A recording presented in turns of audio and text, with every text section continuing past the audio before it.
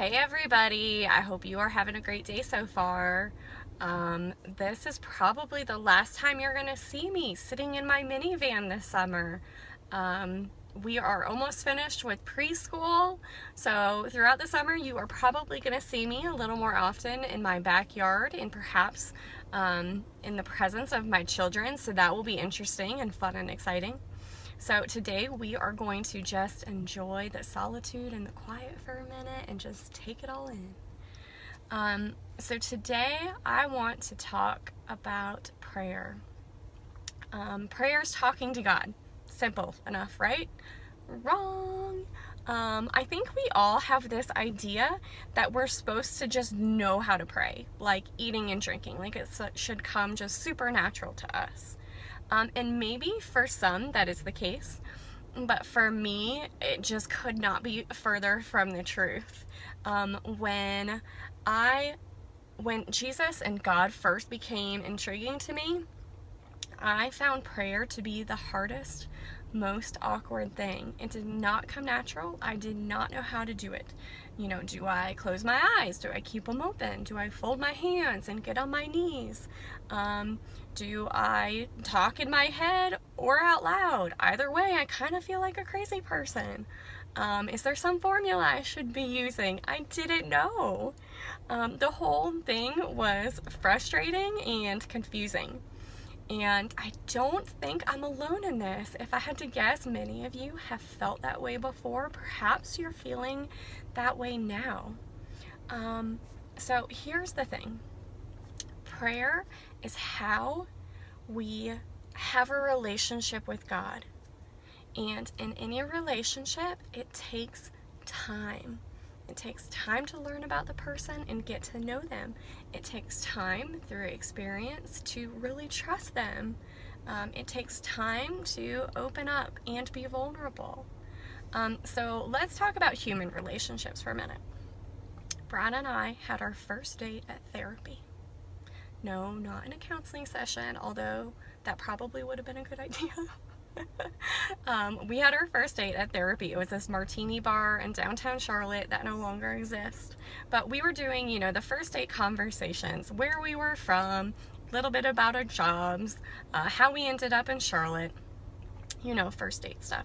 So what we were doing is we were getting to know one another, right? Well, fast forward about a month, like we had not been dating long. Brad was going to Peru for work. And he said to me one day, he's like, you could come on this trip with me. It'd be really great. And I thought to myself, there is no way I'm going to Peru with this guy I just met. I'm sure those aren't the words that came out of my mouth. I'm sure I said some polite excuse as to why I could not go. But why was that my reaction? It's because I didn't trust him yet. I barely knew him. Of course I wasn't going out of the country with him. He had not shown me that he was trustworthy yet. Okay, so fast forward a little bit longer, we were beginning to open up with one another, and I opened up that I had a hard time trusting men for a variety of reasons. And do you want to know what his response was? He gave me his phone and said, if you ever want to look through my text messages or through my emails, I give you permission. He traveled a lot for work. He always answered my call. It could be midnight, he would answer. It could be 9 o'clock and he was at a dinner meeting. He would step out, talk to me for a couple of minutes, and go back in. What he was doing was he was showing me and proving to me that he was good and trustworthy. The same is true as our relationship with God. It took time for me to get to know him. It took time for me to learn his character and who he really is. It took time for me to open up and be actually honest and open and vulnerable with him. It took experience for him to show me that he was good and trustworthy. I didn't blindly accept that. Over the past 8 years, through experience, God has proven himself to me to be good and trustworthy.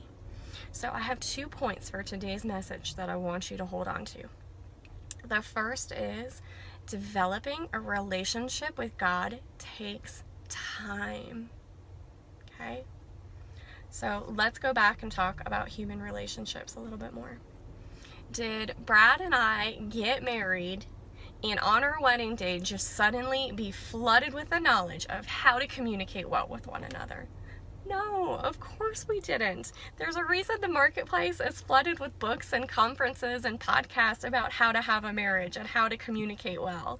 Communication is hard, and we have to learn it. It's a skill that needs to be learned. We learn it by investing in those types of resources and then by applying their principles in our life. That is how we learn to communicate better. So my second point for you to hold on is this. We have to learn how to communicate with God. So why? Why take the time to get to know God? Why take the time to learn how to pray? Jesus said this.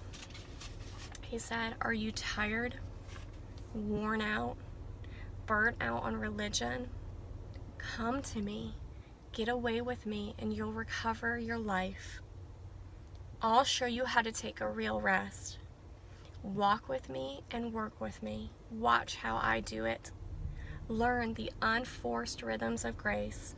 I won't lay anything heavy or ill-fitting on you. Keep company with me, and you'll learn to live freely and lightly." Live freely and lightly. That is the life I want to live. The question is, do you want to live freely and lightly? If yes, Jesus is the only way. Being in a relationship with God is the only way you are going to learn how to live freely and lightly. I hope over the next couple of weeks you're going to join me because we are going to be talking about prayer. We are going to look at how Jesus taught his disciples to pray. We're going to talk about how we can be bold and confident in our communication with God, and how this not only affects us, but the people that we love most.